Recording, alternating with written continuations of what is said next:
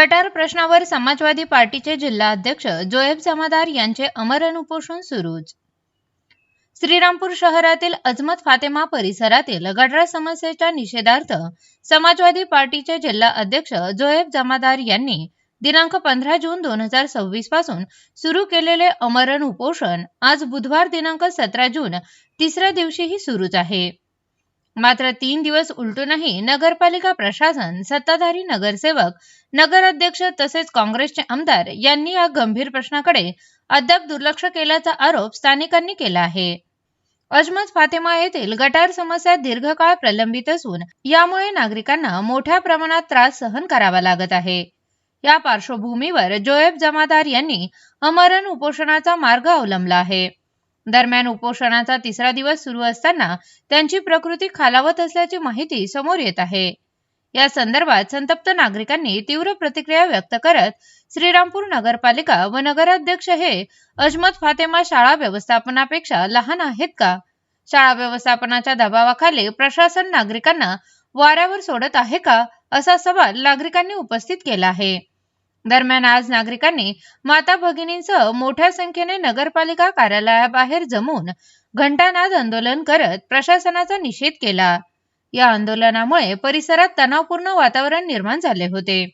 स्थानिक नागरिकांनी इशारा देत सांगितले की जोएब जमादार यांच्या प्रकृतीत बिघाड झाला असून त्यांना काहीही झाले तर त्यांची संपूर्ण जबाबदारी नगरपालिका प्रशासन व संबंधित अधिकाऱ्यांवर राहील। दरम्यान प्रशासनाने तातडीने दखल घेऊन गटार प्रश्न सोडवावा अशी जोरदार मागणी नागरिकांकडून करण्यात येत आहे। स्पीड न्यूज मराठीसाठी शोएब शाह। सिमरसुद्दीन शेख, हम बोलते वहाँ वार्ड नंबर 2 में रहते वहाँ। हाँ, हमको गटर की तकलीफ है। हमारा बच्चा 3 दिन से बैठेला है, उसको कुछ तकलीफ होगी तो इसकी जिम्मेदारी म्यूनसिपालिटी। मेरा नाम अकील अजीज सैयद, मैं वार्ड नंबर 2 का रहवासी हूँ।